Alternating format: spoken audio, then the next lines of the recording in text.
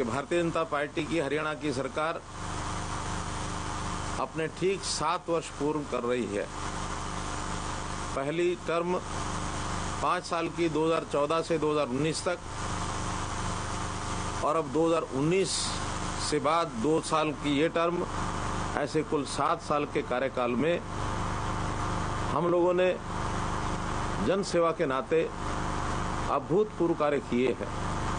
आपको ध्यान में है कि 2014 में जब देश में माननीय प्रधानमंत्री श्री नरेंद्र मोदी जी की सरकार चल रही थी और उन्हीं के आह्वान पर, उन्हीं के निर्देशन में हरियाणा में पहली बार भारतीय जनता पार्टी की सरकार बनी, और जिस प्रकार से हमने उस समय अपने वायदे किए थे, हमने एक साफ सुथरी सरकार देने की बात कही थी, ठीक उसी प्रकार 2014 की सरकार बनने के बाद हमने उन सब कामों को शुरू किया।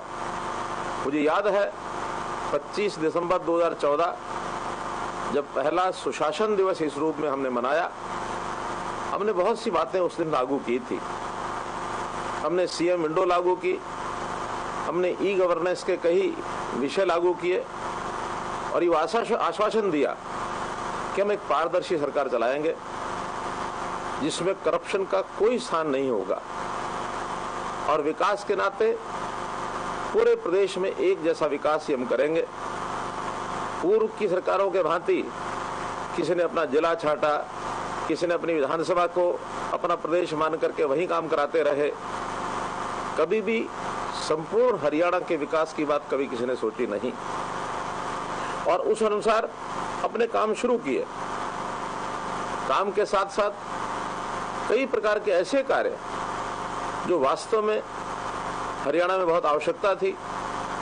देश के प्रधानमंत्री ने एक आह्वान किया कि बेटी बचाओ बेटी पढ़ाओ, इस कार्यक्रम के माध्यम से हम लिंग की जो असमानता है उसको कैसे दूर करें।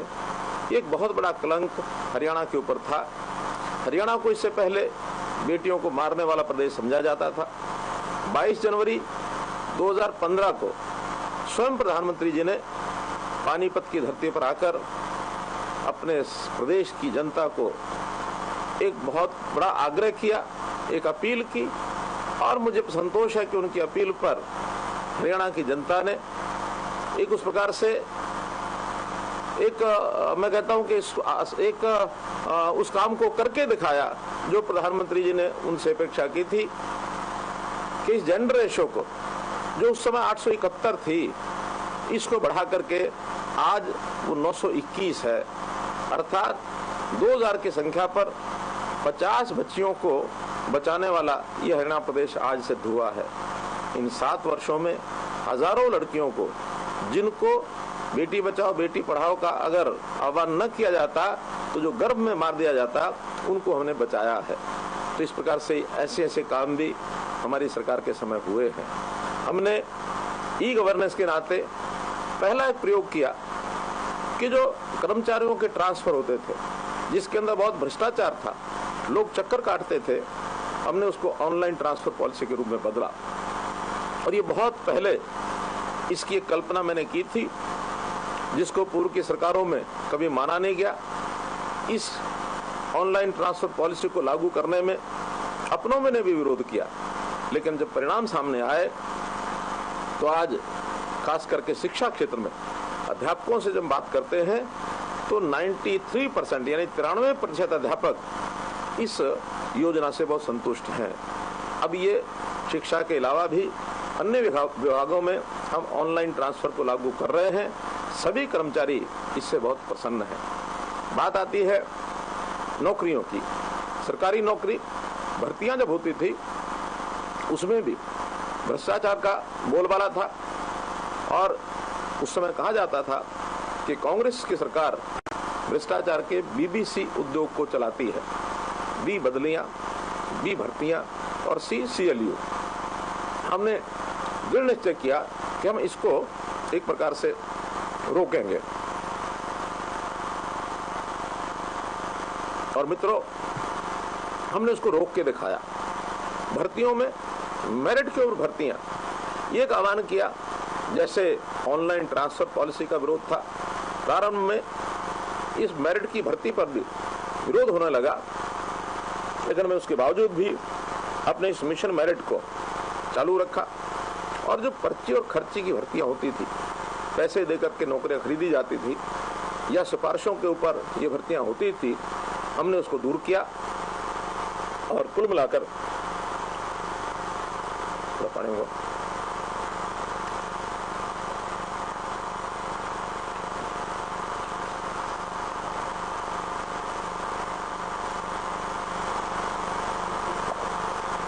मित्रों, कुल मिलाकर आज यह संतोष है कि पूरे हरियाणा में ऐसे गरीब परिवार, पिता रिक्शा चलाते हैं, बेटा एचसीएस बन गया।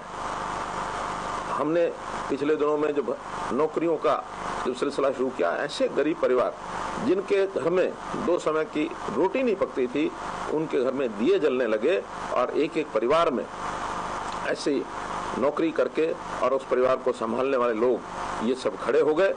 और आज हरियाणा में एक माहौल बना है कि विद्यार्थी जो पहले पढ़ने में यानी जाता नहीं था, पढ़ाई पर विश्वास उठ गया था, कोचिंग सेंटर में आज भीड़ लग गई है। बच्चे पढ़ाई करके और उस शिक्षा का जो उनको एक महत्व पता लगा, उस नाते से इस ओर आगे बढ़ने लगा है। हमने एक एक समस्या पर विचार किया। समस्या जब आती थी कि ग्रामीण क्षेत्र के अंदर पावर का बहुत संकट, बिजली का संकट, यानी 8 घंटे 10 घंटे बिजली आती थी, उसमें भी कभी कट लगते थे, कभी वोल्टेज पूरी नहीं होती थी। संकल्प किया कि हर गांव में 24 घंटे बिजली ये हम देंगे। बहुत कठिन एक काम था।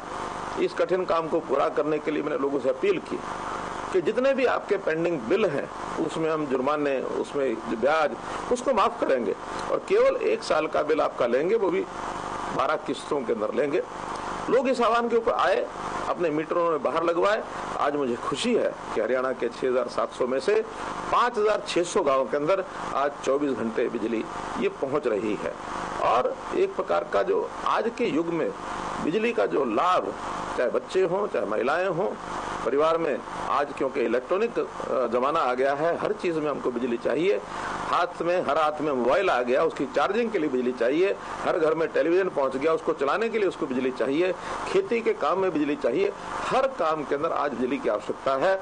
और हरियाणा एक प्रकार का ये राज्य जिसके अंदर लगभग 80% गाँव में 24 घंटे बिजली जा रही है, ये पहला राज्य है। और हमारा संकल्प है कि आने वाले इस साल के अंत तक हम हर गांव के अंदर 24 घंटे बिजली देने की बात हम करेंगे। महिलाओं के प्रति जो दुर्भाव, चाहे वो जेंडर रेशो की बात है अथवा महिलाओं के प्रति अपराध, ये बहुत होते थे। इन अपराध को रोकने के लिए हमने कई काम किए।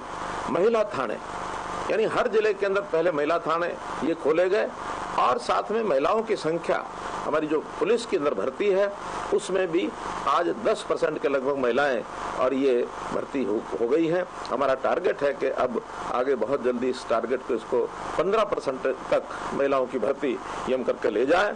और महिलाओं के साथ छेड़खानी करने वाले या जो इस प्रकार के अपराध करने वाले लोग, खास करके छोटी बच्चियों के साथ अगर कोई इस प्रकार का अपराध करते हैं तो हमने कानून बनाया कि उनको फांसी की सजा दी जाएगी। और हमारे प्रदेश में ये कानून बनने के बाद मुझे खुशी है कि सारे देश भर में अब इस प्रकार का कानून बनाया गया है कि 12 वर्ष तक के बच्ची के प्रति अगर कोई इस प्रकार का लैंगिक अपराध किया जाता है तो उसको फांसी की सजा होगी। और अन्य भी बहुत से ऐसे प्रावधान किए हैं कि ऐसे अपराधी लोगों की जो सरकारी सुविधाएं हैं उनको भी हमने एक प्रकार से बंद कर दिया ताकि उन लोगों के ऊपर एक सामाजिक दबाव बने, ऐसे अपराधों से वो दूर रहें। हमने पढ़े लिखे युवक, इनके रोजगार के लिए और एक योजना बनाई, सक्षम युवा, कि युवक पढ़ लिख करके और वो रोजगार जब तक नहीं पाता तब तक माता पिता के ऊपर बोझ रहता है। हमने ये भी किया कि अगर उसको रोजगार नहीं मिलता तो 3 साल तक उसको सरकार की ओर से 100 घंटे प्रति महीने का रोजगार देंगे और उसको 9,000 रुपया मासिक उसका जो एक सहायता उसको की जाएगी ताकि आने वाले 3 वर्ष में अपने आप को आगे बढ़ाने के लिए इस राशि का उपयोग करके अपनी कोई स्किलिंग कर सकता है, ट्रेनिंग करवा सकता है, ताकि घर के ऊपर वो बोझ न रहे, या इस बीच में अपना कोई व्यवसाय कर सकता है। इस योजना का बहुत हमको लाभ मिला। पढ़े लिखे युवक 1 लाख से ऊपर उनको इस योजना का लाभ मिला है। चाहे वो शिक्षा की बात हो, स्वास्थ्य की बात हो, मैं हमेशा कहा करता हूं कि शिक्षा, स्वास्थ्य, सुरक्षा, स्वाभिमान और स्वावलंबन, ये 5 स ऐसे हैं जो हर किसी के जीवन को ऊपर उठाते हैं। तो हमने शिक्षा में भी स्कूलों की शिक्षा, इसके लिए नए नए प्रावधान किए हैं।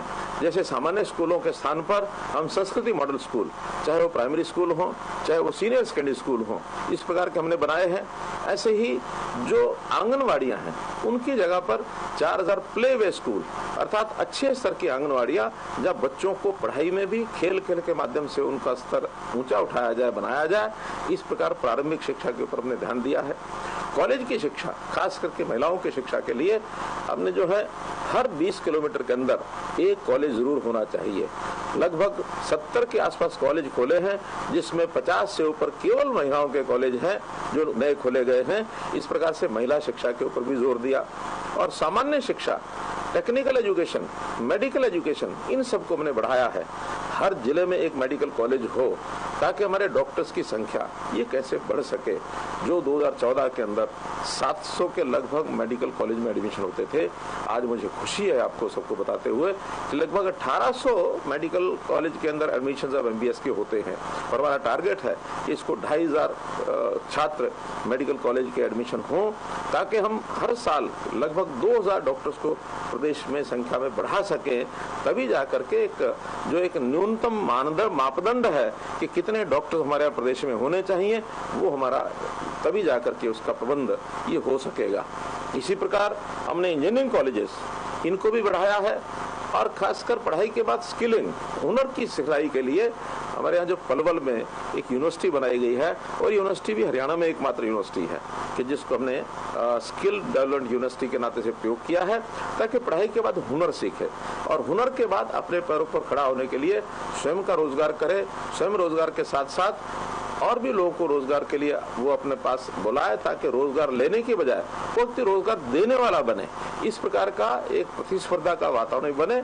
और स्टार्टअप्स के नाते देश के प्रधानमंत्री जी ने स्टार्टअप की जो योजना की कि नए ऐसे एंटरप्रेन्योर्स, उनको बैंकों से भी पैसा लेकर के दिया जाए, ताकि वो लोग अपने काम को कर सकें और नए नए उद्योग में वो स्थापित होंगे। उनको लाभ रोजी का भी मिलेगा, उत्पादन भी बढ़ेगा और लोगों को रोजगार भी दिला सकेंगे। जहाँ तक स्वास्थ्य की बात है, हर एक जिले के अंदर अभी तक जो हॉस्पिटल हैं, वो संख्या उनकी कहीं 100 बेड की है, कहीं 50 बेड की है। हमने हर एक जिला केंद्र पर न्यूनतम 200 बेड का हॉस्पिटल जरूर होना चाहिए, ये प्रावधान किया है। PHCs और CHCs, इनको भी मजबूत किया जाए और वहाँ हर प्रकार के जो इंफ्रास्ट्रक्चर है, वहाँ के उपकरण हैं, उनको वहाँ पहुँचाया जाए, ताकि वो लोग जो है वहाँ अपने स्वास्थ्य के नाते से लाभ उठा सके। न केवल एलोपैथी बल्कि आयुर्वेद के माध्यम से भी इलाज के सिस्टम को और मजबूत किया जाए। गांव-गांव के अंदर हमने वेलनेस सेंटर्स ये खोलने की योजना बनाई है। एक कृष्णा आयुर्वेद कॉलेज जो है उसको यूनिवर्सिटी का स्थान दिया है।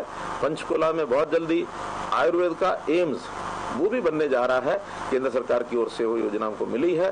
तो इस नाते से हम ये जो योजना है हेल्थ की, मेडिकल की, इसकी हम बढ़ा रहे हैं। आयुष्मान भारत, जैसे हम जानते हैं कि गरीब व्यक्तियों को इलाज का पैसा ज्यादा खर्च न हो, तो हर परिवार को 5 लाख रुपए के इलाज की मुफ्त सुविधा ये मिले। ऐसे 15 लाख परिवारों के ये कार्ड बने हैं, ताकि गरीब परिवार को इलाज के नाते से, यानी एक प्रकार की जो मजबूरी है उसको न झेलना पड़े। तो एक बहुत बड़ा काम ये हमने किया है। जहाँ तक इंफ्रास्ट्रक्चर की बात है, भाई बहनों, हमने प्रदेश में चाहे वो नेशनल हाईवे हो, चाहे रेलवे के प्रोजेक्ट्स रेलवे डिपार्टमेंट के द्वारा हो, हमने तो JVB ज्वाइंट वेंचर बनाया, जिसमें हरियाणा सरकार और रेलवे डिपार्टमेंट ने मिल करके हरियाणा स्टेट रेलवे इंफ्रास्ट्रक्चर की एक कंपनी बनाई है, ताकि हम जहां कहीं केंद्रीय रेलवे विभाग हमें रेलवे की सुविधा नहीं देगा तो ये ज्वाइंट वेंचर के माध्यम से भी हम रेलवे के जितने प्रोजेक्ट्स हैं उसको आगे बढ़ाने के लिए तैयार हैं। केएमपी ये ऐसा मार्ग है दिल्ली के एक प्रकार से उसको घेरते हुए एक 85 किलोमीटर का लंबा ये जो मार्ग 135 किलोमीटर का ये लंबा जो मार्ग है इसको यानी बनाकर बहुत सालों से अटका हुआ एक प्रोजेक्ट था, इसको हमने बनवाया है। इससे बहुत बड़ी सुविधा हरियाणा के सब लोगों को हुई है। दिल्ली अंदर न जा करके उसके बाहर ही लोग आ सकते हैं। केएमपी के साथ साथ ऑर्बिटल कॉरिडोर, इसकी रेलवे ऑर्बिटल कॉरिडोर इसकी योजना बनी है। बहुत जल्दी प्रधानमंत्री जी इसका भी आकर के शिलान्यास करेंगे, ऐसा मैंने उनको निवेदन किया है। हमारे यहाँ मेट्रो, चाहे वो फरीदाबाद में, चाहे वो गुरुग्राम में, अथवा बहादुरगढ़ तक, अथवा कुंडली तक, ये सब प्रोजेक्ट्स भी नए बने हैं। इसका आगे विस्तार इसकी भी बातचीत चल रही है, डीपीआर इसकी बन रही है कि और आगे भी इसका विस्तार मेट्रो का किया जाए। गुरुग्राम के शहर के अंदर मेट्रो, इनकी योजना पूरी बन गई है ताकि शहर में मेट्रो का विस्तार हो और उसको द्वारका रेलवे स्टेशन तक भी जोड़ा जाए। एक rapid railway transport service RRTS जो निमराना तक राजस्थान तक जाएगी, इधर पानीपत और करनाल तक जाएगी, ऐसी दोनों रेलवे लाइंस का डीपीआर इनकी बन चुकी है। इस पर बहुत जल्दी जो है काम ये शुरू होने वाला है।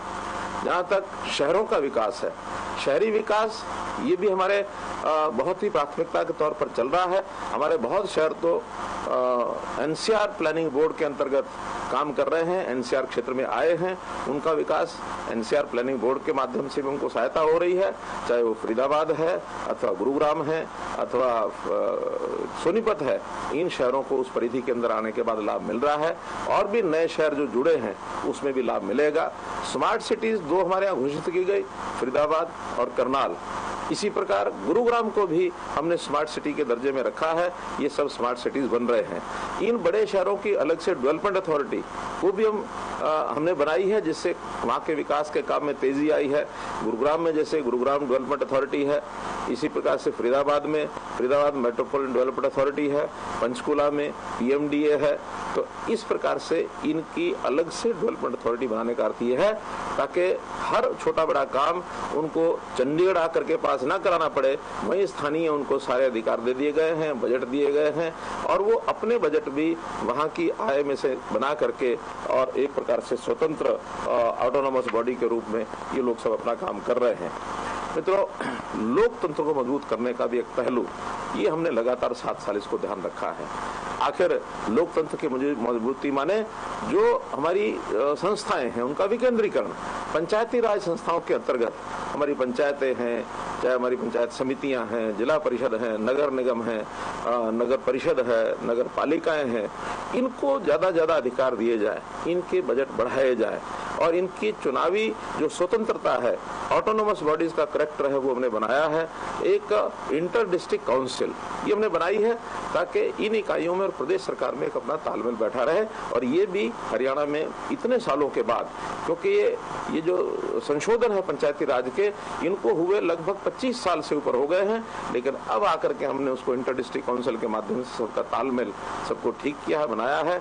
जिला परिषदों का बजट जो पहले हमारे से पहले लगभग 1 करोड़ 2 करोड़ ही होता था, हमने उसको 25 करोड़ रुपए तक किया है। तो एक सब संस्थाओं को काम करने का एक मौका अच्छा मिले। पंचायतें हमारी पढ़ी लिखी, यानी ये प्रावधान हमको करते समय सुप्रीम कोर्ट तक लड़ाई लड़नी पड़ी और सुप्रीम कोर्ट में आखिर जब निर्णय हुआ तो उनका कि ये प्रावधान न केवल हरियाणा में बल्कि इसके प्रावधान बाकी प्रदेशों को भी सोचने चाहिए ताकि वहां भी ये लागू किए जा सके।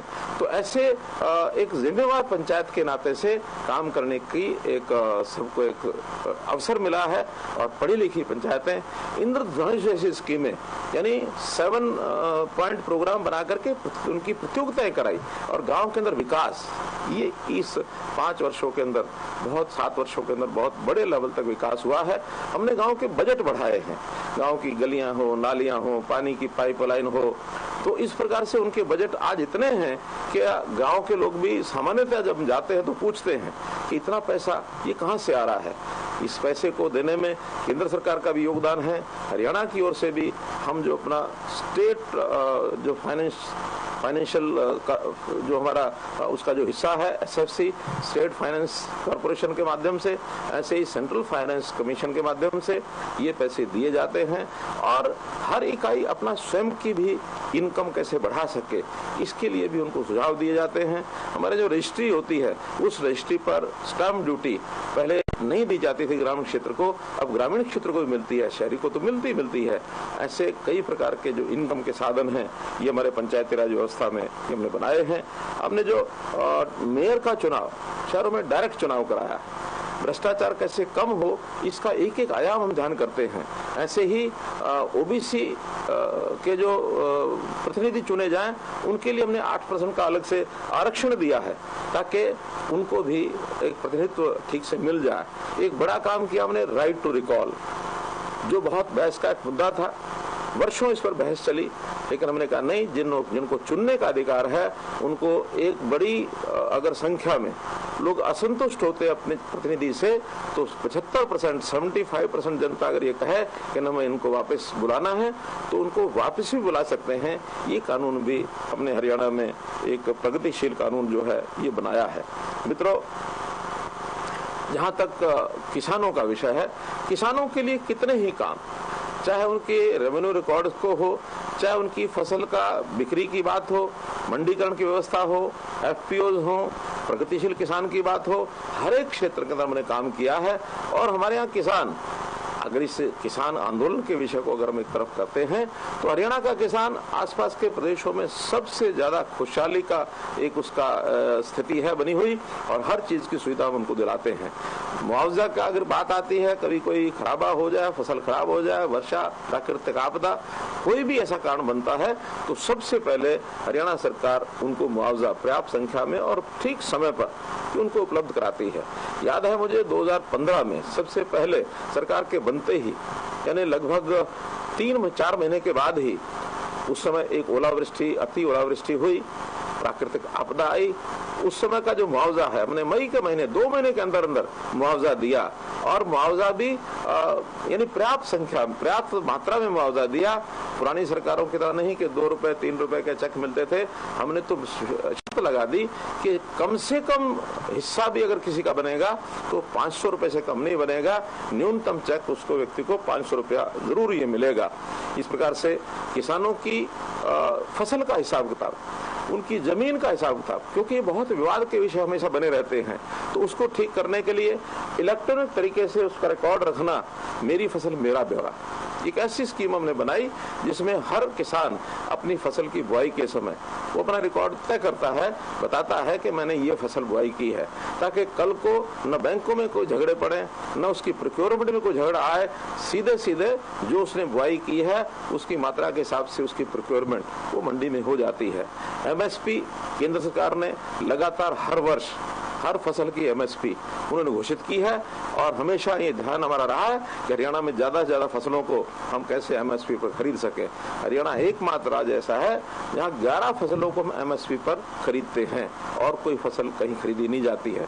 तो इस प्रकार से, बल्कि मैं कहूँ कि पिछले साल में दूसरे प्रांतों ने भी हमारे यहाँ अपनी जिनस को, अपने प्रोडक्ट को स्मगलिंग करा करके और यहाँ उसका लाभ उठाया, यहाँ आकर के बेच गए। हरियाणा सरकार को उसका नुकसान भी हुआ।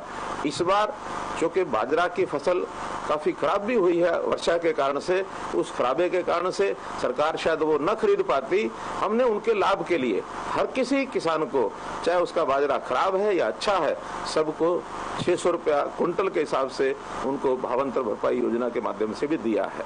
सब्जियों की अगर बहुत कीमत कम हो जाती है तो किसान वो सड़कों पर न फेंके, अपनी जो उसकी लागत है उस लागत के लिए हमने भावांतर भरपाई योजना सब्जी में और फलों में ये लागू की हुई है और उसमें हजारों किसानों ने उसका ये लाभ भी उठाया है। अपने प्रदेश में पानी का एक संकट है। पानी के संकट के लिए नारे सब बोलते हैं, लेकिन धरती पर, धरातल पर योजना बना करके लागू पहले कभी नहीं की।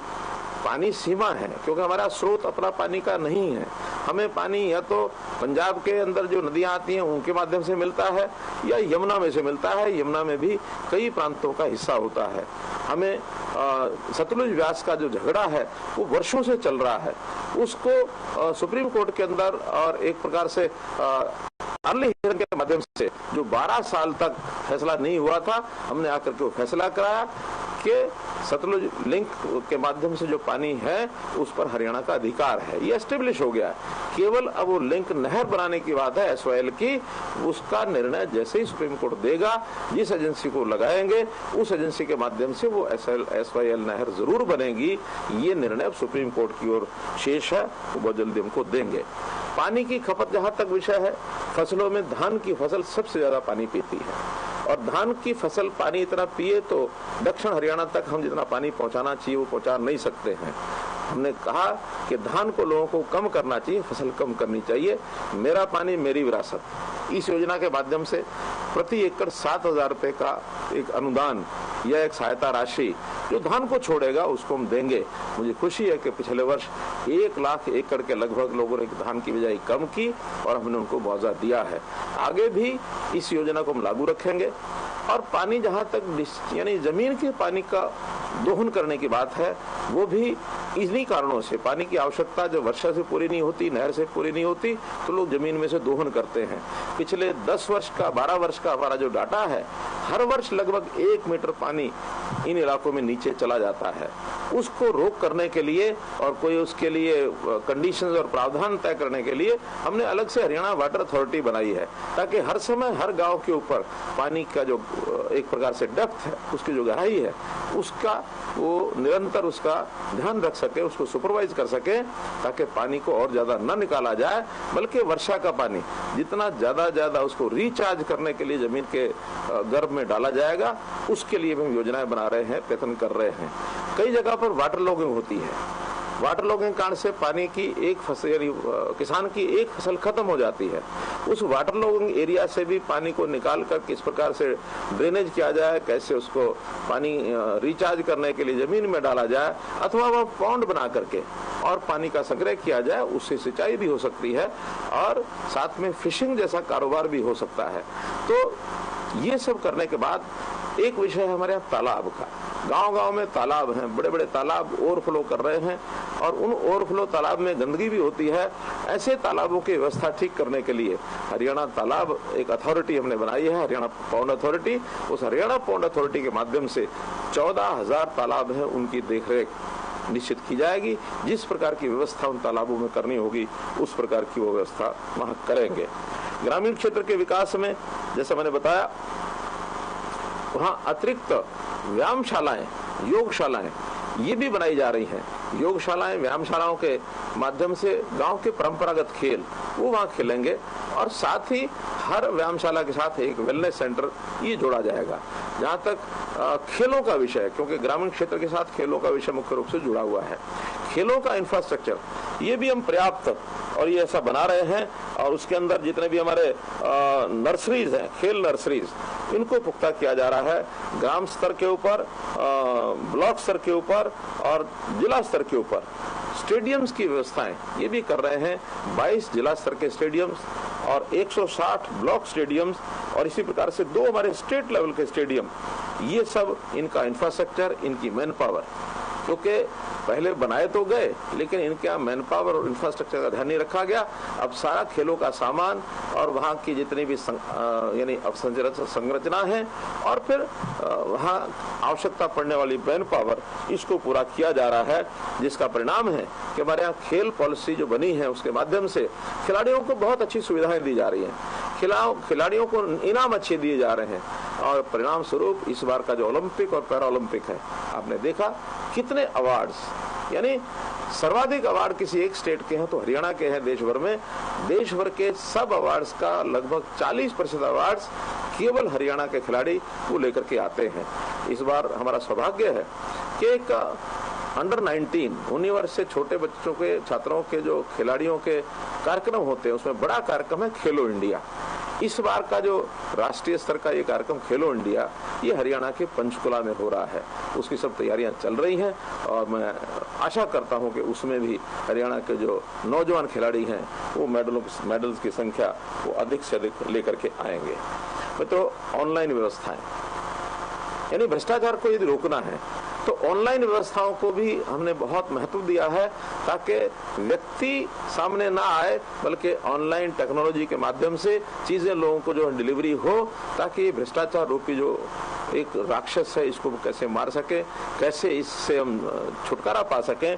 तो इसके लिए सबसे पहले जैसे मैंने बताया सीएम विंडो, लगभग 9.5 लाख एप्लीकेशन इन 7 सालों में सीएम विंडो पर आई है। और उसमें मैं ये तो दावा नहीं करता कि 100% लोग उससे प्रसन्न होंगे, लेकिन बड़ी संख्या में लोगों के जो काम हुए हैं वो सीएम विंडो के माध्यम से हुए हैं।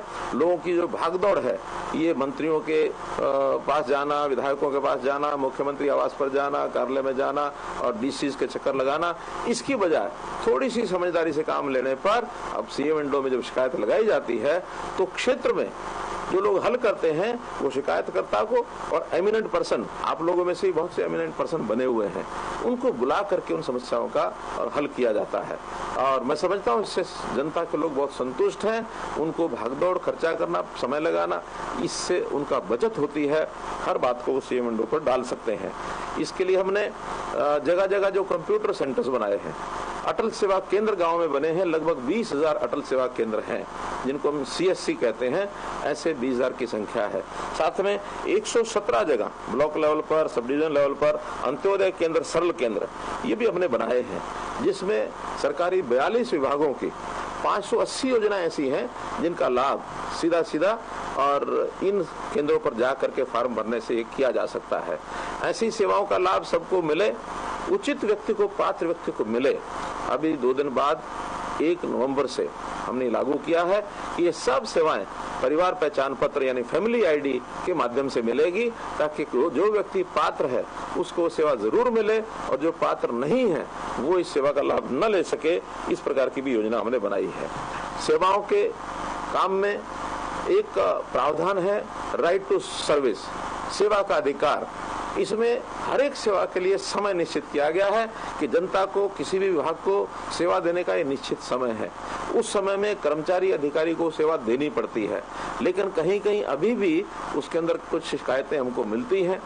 एक नया प्रावधान हमने किया है कि निश्चित दिन में अगर वो सेवा न दी गई तो फिर कंप्लेंट करने के लिए उपभोक्ता को, किसी नागरिक को कोई शिकायत नहीं करनी, बल्कि वो ऑटो अपील सिस्टम आस एक प्रोग्राम बनाया है, उस ऑटो अपील सिस्टम के माध्यम से, और वो अपने आप उसकी अपील हो जाएगी। जिस अधिकारी को अपील होगी अगर वो 30 दिन में नहीं करता है तो फिर अगर अपने आप उससे ऊपर के अधिकारी के ऊपर अपील चली जाएगी और फिर नीचे के जो लोग काम करने वाले जिन्होंने नहीं किया उनके खिलाफ कार्रवाई भी की जाएगी। तो मित्रों, एक बहुत अच्छा ये प्रोग्राम बनाया है ताकि सिटीजन को, किसी भी उपभोक्ता को, किसी भी जिसको सेवा चाहिए उसको परेशानी ना हो, बल्कि अपने आप सिस्टम में ये सब चीजें चली जाए। जहां तक नई भर्तियां या नए सरकारी नौकरी लेने का विषय है, कितनी प्रकार की नौकरियां निकलती हैं। जो अभ्यर्थी है उसको बार बार पंजीकरण करना पड़ता है, बार बार फीस देनी पड़ती है और बार बार प्रतीक्षा करनी पड़ती है कि मेरा रोल नंबर आएगा, मेरा इम्तिहान होगा। हमने इसके लिए एकल पंजीकरण व्यवस्था की है। एक बार पंजीकरण कराना है और उस पंजीकरण के माध्यम से उसको परीक्षा देनी है और 3 साल तक जो परीक्षा वो देगा, ग्रुप सी की और ग्रुप डी की, उसकी जो मेरिट है 3 साल तक मेंटेन की जाएगी। उस मेरिट के आधार पर ही 3 साल में कभी भी उसको नौकरी के लिए योग्य होगा तो उसको नौकरी मिलेगी। हाँ, अपनी मेरिट को, अपने परीक्षा परिणाम को सुधारने के लिए वो 3 साल में सुधार भी सकता है, ताकि उसका जो मेरिट का क्रमांक है वो उसको ऊंचा उठाना है तो उससे ऊंचा उठा सकता है। और इसी प्रकार ग्रुप सी और डी, इसमें हमने साक्षात्कार खत्म किए, इंटरव्यू खत्म किया है, ताकि जो उसकी अपनी मेरिट है, जो परीक्षा वो दे के आएगा उसी आधार पर उसको नौकरी मिलेगी। क्योंकि लोग जो हैं इस साक्षात्कार के नाम से बहकावे में बहुत आते हैं, बहकाने वाले लोग बहुत हैं। बहुत ऐसे गैंग बने हुए हैं जो इस प्रकार का दावा करते हैं कि भ्रष्टाचार, पैसा और उसके कारण से वो नौकरी लगाने का दावा करते हैं। हमारी संस्थाओं में पैसे के माध्यम से कोई नौकरी मिलती नहीं है, लेकिन एक बहुत ही भोला भाला जो नौजवान जिसको नौकरी चाहिए वो कई बार इनके बहकावे में, चक्कर में आ जाता है और उसके पैसे जो है खर्च होते हैं। इसके लिए भी हमने कड़ा प्रावधान, एक कॉपिंग के विरोध में यानी नकल विरोध में जो बिल बनाया गया है उसमें बहुत से प्रावधान दंड के किए गए हैं कि जो नकल करवाता हुआ पकड़ा जाएगा या करता हुआ पकड़ा जाएगा या जो उसको सहायता करेगा उन सबको उसकी सजा जो तय की है, ताकि नकल करने के ऊपर एक चेक लगे। ऑनलाइन सिस्टम के अंदर जैसे हमने बाकी बातें बताई, उसमें भूमि का रिकॉर्ड, इसकी डिजिटलाइजेशन, क्योंकि हमारे जितने भी भूमि के रिकॉर्ड हैं उसमें बहुत ऐसे पुराने झगड़े पड़े हुए हैं जिसके अंदर ठीक से रिकॉर्ड न मिलने के कारण से, और फिर रिकॉर्ड लेना होता है तो महीने रिकॉर्ड लेने लग जाते हैं। लेकिन उसको जब डिजिटलाइज किया जाएगा तो जब भी किसी प्रकार का रिकॉर्ड व्यक्ति को चाहिए किसी भूमि का, उसको तुरंत ऑनलाइन मिलेगा। इससे बहुत सुविधाएं ये लोगों को होंगी। जहाँ तक सुरक्षा का विषय है, इस सुरक्षा में पुलिस बहुत ट्रेनिंग पा करके पुलिस हमारी अच्छी पुलिस के रूप में उभर रही है। हमने ट्रांसपेरेंट रिक्रूटमेंट प्रोसेस के आधार पर, टीआरपी के आधार पर पुलिस की जो कांस्टेबलरी है उसको भर्ती किया है, और बहुत अच्छे पढ़े लिखे नौजवान वो भी आके और भर्ती हो रहे हैं। भले ही उनको भर्ती होने के बाद अगली नौकरी पाने के लिए दूसरे स्थान पर नौकरी मिलती है तो स्थान खाली हो जाते हैं, लेकिन हम उनको खुली छूट दी है। पढ़ा लिखा व्यक्ति अगर वो छोटी नौकरी में है आगे बढ़ करके नौकरी ले सकता है। पहले उसको एनओसी लेना पड़ता था, नो ऑब्जेक्शन सर्टिफिकेट, लेकिन अब उसकी आवश्यकता नहीं है। किसी भी नौकरी करने वाला, छोटी नौकरी वाला बड़ी नौकरी में जाना चाहे तो जा करके परीक्षा दे करके और बिना एनओसी के वो परीक्षा दे सकता है। तो हमने पुलिस को एक 650 गाड़ियों का, व्हीकल्स का एक बेड़ा उपलब्ध कराया है, और डायल 112 के आधार पर ऐसी सब गाड़ियां हरियाणा के चप्पे चप्पे कोने कोने पर उपस्थित रहेंगी। हर थाना क्षेत्र के अंदर उनको लगा दिया गया है। कोई भी व्यक्ति 112 डायल करता है जब संकट में होता है तो निश्चित 15 मिनट के अंदर अंदर उस व्यक्ति के स्थान पर एक ऑटोमेटिक सिस्टम बना है, उस व्यक्ति के स्थान के ऊपर और गाड़ी पहुंचती है। ये लगभग 2-2.5 महीने से ये सेवा चल रही है। इसका बहुत बड़ा लाभ हरियाणा की जनता को हो रहा है और लोग संतुष्ट हैं इससे। हजारों की संख्या में लोग जो डायल करते हैं तो उनके स्थान पर लोग ये जो गाड़ी है अपनी वो पहुंचती है। प्रदेश की आर्थिक स्थिति को बढ़ाया जाए, प्रदेश के उद्योग को बढ़ाया जाए, ईज ऑफ डूइंग बिजनेस, इसके माध्यम से। और हरियाणा में अब इन्वेस्टर है वो दौड़ करके आता है, और बहुत बड़े उद्योगों में लगभग 60,000 के लगभग एमएसएमई छोटे उद्योग वो हरियाणा में लगे हैं। लाखों को अपना रोजगार करने का अवसर मिला है। बड़े उद्योग ये भी बहुत आ रहे हैं। विदेशी निवेश ये हमारे यहाँ पर्याप्त संख्या में आ रहा है, क्योंकि हरियाणा जो उनका एक डेस्टिनेशन, जिसको कहना चाहिए बेस्ट डेस्टिनेशन, एक बढ़िया उनके लिए पहुंच का स्थान बना है, क्योंकि दिल्ली के निकट होने के कारण से, और उनको बहुत सी सुविधाएं हैं। सब प्रकार के जो उनके क्लियरेंसेज हैं, लाइसेंसेज हैं, वो अंडर वन रूफ उनको सिंगल विंडो सिस्टम के माध्यम से मिलता है। उनको बहुत सी सुविधाएं जो अपेक्षित हैं वो भी दी जाती हैं। हरियाणा के अंदर का नवयुवक, उसको यदि वो नौकरी देते हैं, वैसे तो हमने 75% का प्रावधान किया है कि जरूरी उनको 75% हरियाणा के लोग ही रखने पड़ेंगे, लेकिन सी और डी का जो एरिया है, थोड़ा दूर दराज का एरिया है, वहां पर अगर हरियाणा के लड़कों को नौकरी पर रखते हैं तो उनको 4,000 रुपया प्रति महीना, अर्थात साल का 48,000 रुपया 3 साल के लिए अलग से पैसा भी मिलता है, ताकि हरियाणा के लोगों को वो यानी अपने लाभ के लिए भी उनको रखें। हमारे यहाँ पर्यटन में और कैसे गति आए, सांस्कृतिक पर्यटन कैसे बढ़े और धार्मिक पर्यटन कैसे बढ़े, और जो हमारे इस प्रकार के स्थान हैं जहां लोग आकर के आनंद ले सकते हैं, मनोरंजन कर सकते हैं, ऐसे स्थानों को भी बढ़ावा दिया जा रहा है।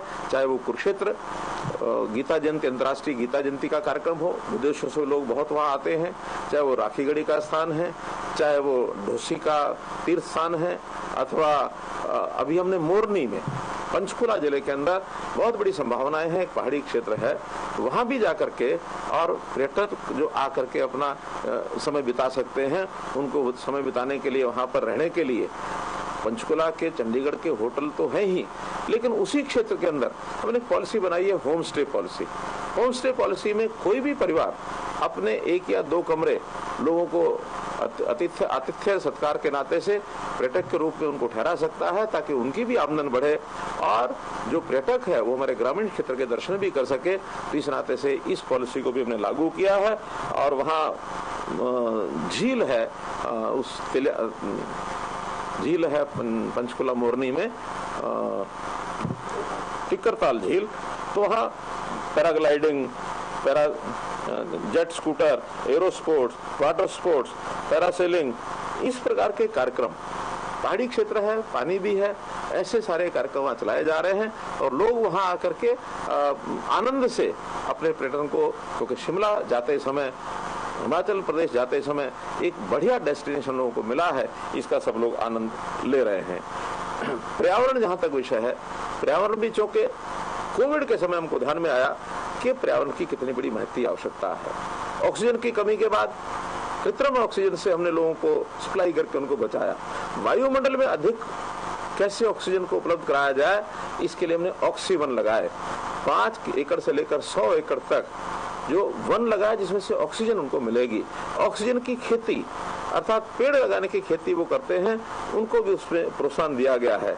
हमने एक नया प्रयोग, जो ऐसे पेड़ हैं ऑक्सीजन देने वाले जिनकी आयु 75 वर्ष या इससे अधिक हो गई है, उनके लिए अलग से एक स्कीम बनाई है, प्राणवायु देवता पेंशन, क्योंकि वो हमारे प्राणवायु देवता है, बड़े पेड़ हैं।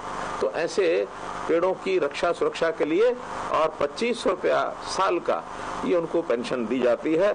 इसका भी एक बहुत बड़ा लाभ मिला है। घर घर हरियाली और बच्चों के द्वारा पौधगिरी, ये हमने कार्यक्रम चलाए। करोड़ों की संख्या में पौधे लगाए गए हैं। उनकी सुरक्षा भी जो लगाने वाले वो करें, उसको 3 साल तक प्रोत्साहन राशि भी हम देते हैं, ताकि इस कार्यक्रम के माध्यम से हमारा वनाच्छादित क्षेत्र वो बढ़े, पेड़ लगे, ऑक्सीजन की बहुलता हो। जहाँ तक कचरे का प्रबंधन है, कचरा प्रबंधन भी अपने आप में एक बहुत बड़ी एक समस्या है। कचरे का एक प्रकार से प्रबंधन करना ये आवश्यक है पर्यावरण को सुरक्षित रखने के लिए। तो कचरे से कंचन, इस प्रोग्राम के अंतर्गत हमने जितने भी प्रोसेसिंग सेंटर्स हैं उनको बना रहे हैं, ताकि वहाँ खाद बन सके, वहाँ बिजली बन सके, वहाँ कोई ना कोई और पदार्थ ऐसा जो हमारे उपयोग के नाते आ सकता है। ऐसे बहुत से योजनाएं ये बनाई गई हैं। शहरों का कचरा, घर घर से कूड़ा उठाना, इसकी सब योजनाएं बनाई हैं। ये भी हमारे लिए एक बहुत बड़ा महत्व का विषय है। बहुत बातें हमने की हैं, लेकिन चूंकि समय सीमित है, एक विषय बड़ा महत्वपूर्ण है जो आपके सामने मैं रखूंगा भविष्य के लिए। आखिर हमारे समाज में हर प्रकार के परिवार हैं, लोग हैं, अमीर भी हैं, गरीब भी हैं, लेकिन एक अंतर, बहुत बड़ा अंतर गरीब और अमीर में है। अब गरीबों को किस प्रकार से उनका उत्थान किया जाए, अंत्योदय की योजना के अंतर्गत ऐसे हरियाणा के सभी परिवारों का हमने पंजीकरण किया है। उनकी डिटेल डाटा ये हमारे पास है। फैमिली आईडी के नाम से, परिवार पहचान पत्र के नाम से 65 लाख परिवारों का डाटा ये हमने एकत्र किया है।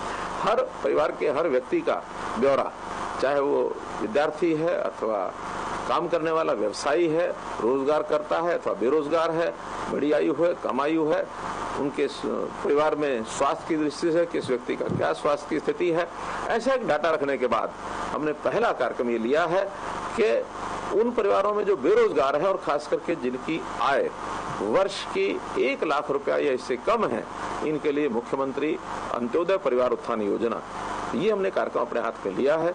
आने वाले वर्ष में 31 मार्च तक हम ऐसा योजना बना रहे हैं कि 1 लाख ऐसे बेरोजगार युवकों को, जो उन परिवारों के, अंत्योदय परिवारों के हैं, इनका रोजगार का इनका सिस्टम कोई खड़ा हो, ताकि न्यूनतम 15,000 रुपया महीने की आमदन हर परिवार की हो जाए। इस कार्यक्रम को भी लॉन्च कर दिया है और बहुत गति से हमारे 6 डिपार्टमेंट 40 स्कीमों को लेकर के हर घर में ऐसे परिवार के सदस्य के साथ बातचीत करेंगे, उनकी काउंसलिंग करेंगे, उनको काम उपलब्ध कराएंगे। और जो हमारी ठेकेदारी प्रथा को समाप्त करने के लिए हमने कौशल रोजगार निगम बनाया है। तो इस कौशल रोजगार निगम के माध्यम से भी हम कुछ युवकों को, इन्हीं यानी परिवारों में से कुछ युवकों को ये अवसर जरूर दिलाएंगे, ताकि वो रोजगार के नाते से आगे बढ़ सकें। और ये एक ऐसा कार्यक्रम है कि परिवार में, यानी कोई भी व्यक्ति भूखा ना सोए, परिवार की कोई व्यक्ति की शिक्षा की आवश्यकता वो पूरी हो, स्वास्थ्य की आवश्यकता वो पूरी हो, रहन सहन के लिए जो सुविधाएं चाहिए, न्यूनतम सुविधाएं उनको सबको ये मिलनी चाहिए। तो इस ऐसे सुशासन के समय में हम लोगों ने जो 2020 का साल था उसको हमने सुशासन संकल्प वर्ष कहा था।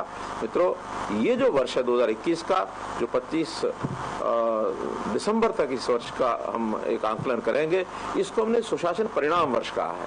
और सुशासन के परिणाम हमारे पर्याप्त संख्या में आए हैं, जैसा मैंने भी आपके सामने निवेदन किया, लेकिन और भी कुछ चीजें करने की हैं। उन करने वाली चीजों का भी संकल्प हम लेंगे ताकि आने वाले समय में जो अधूरी चीजें हैं उनको हम पूरा कर सकें। ये ठीक है कि इन 5-7 वर्षों में हमारे सामने कुछ कठिन दौर भी निकले हैं।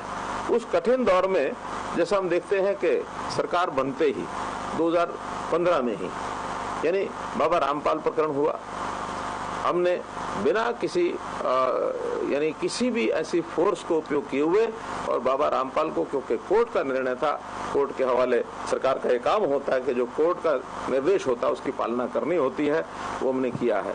दूसरा एक बड़ा विषय हमारे लिए चैलेंज का आया था, वो जाट आंदोलन के समय आया था।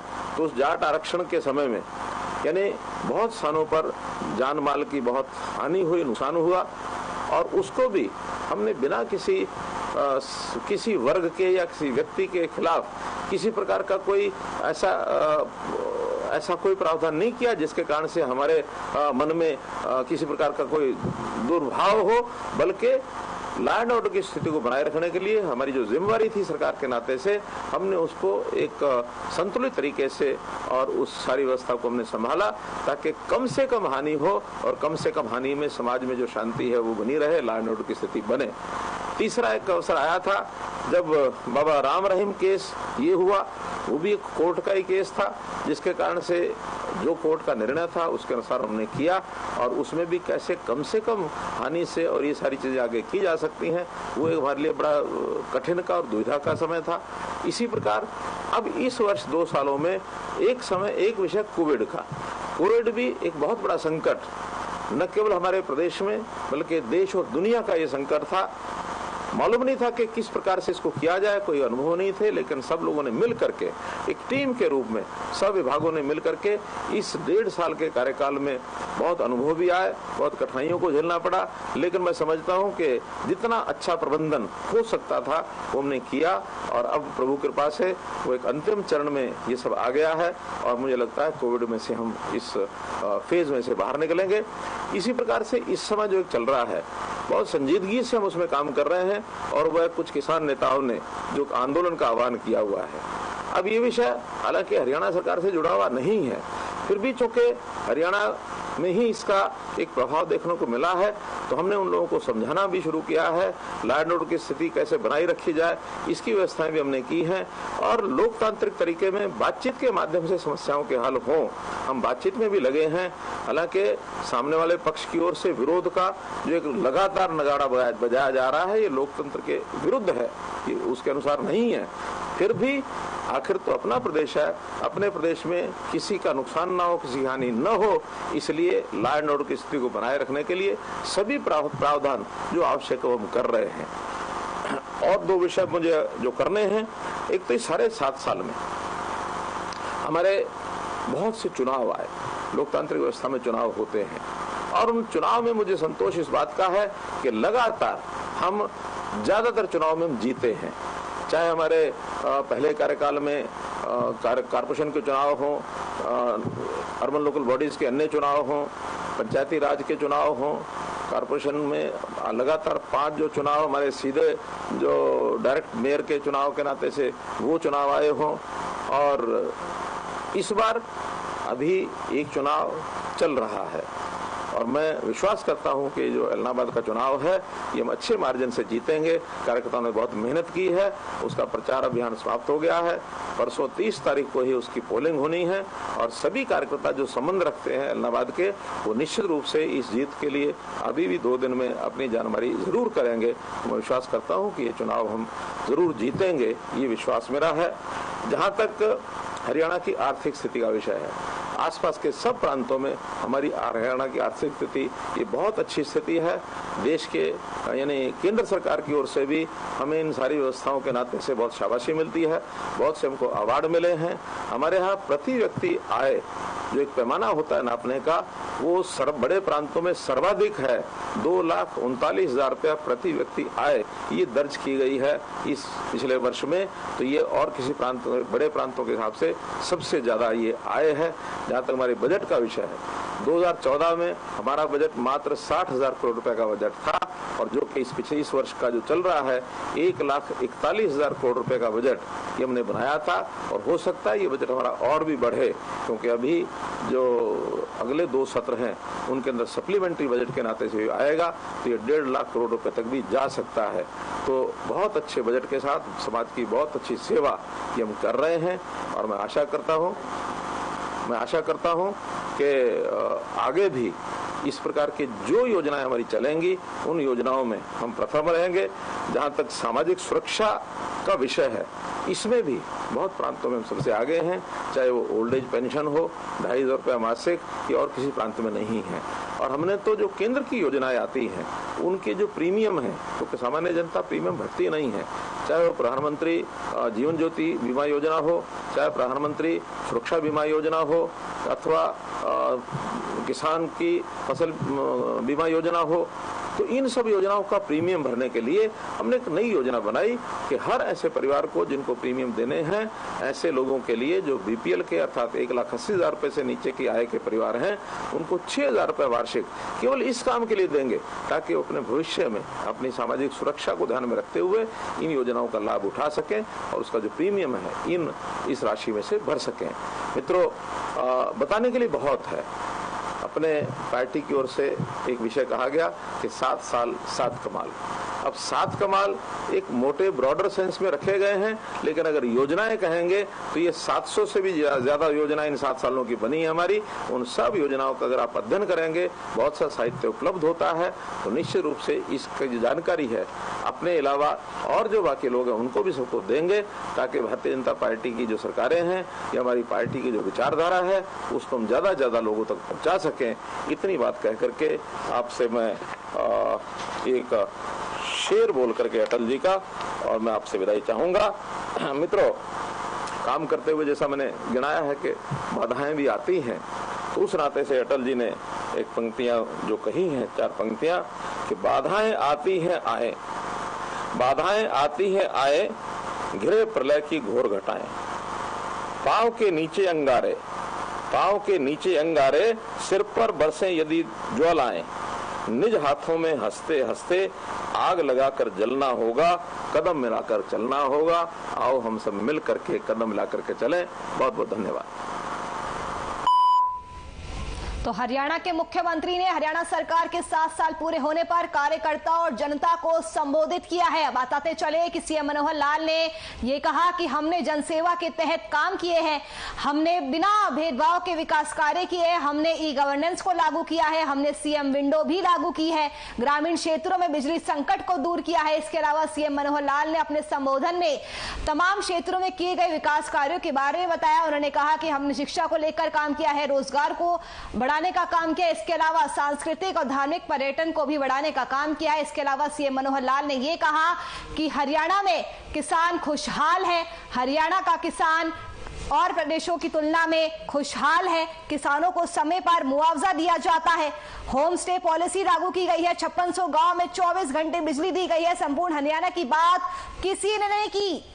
हर जिले में महिला थाने खोले गए हैं, महिलाओं के खिलाफ अपराध में कमी आई है, पुलिस में भी महिलाओं की भर्ती की गई है, बिना भेदभाव के विकास के कार्य हो रहे हैं, 5600 गांव में 24 घंटे बिजली दी गई है। तो सीएम मनोहर लाल ने अपने संबोधन में कार्यकर्ताओं और जनता को संबोधित किया।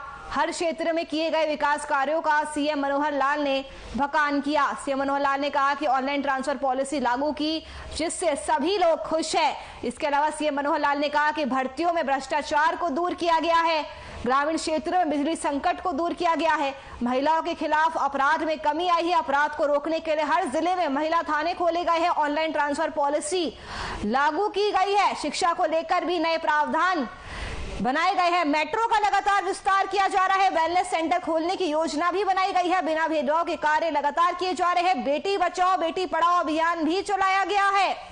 हरियाणा में किसान खुशहाल है, समय पर किसानों को मुआवजा दिया जाता है, पर्यटन को बढ़ाने का भी लगातार प्रयास किया जा रहा है, होम स्टे पॉलिसी लागू की गई है, सांस्कृतिक और धार्मिक पर्यटन को बढ़ाने के लिए काम किया जा रहा है। इसके अलावा सीएम मनोहर लाल ने यह भी बताया कि पानी के संकट को दूर करने का भी काम किया गया है।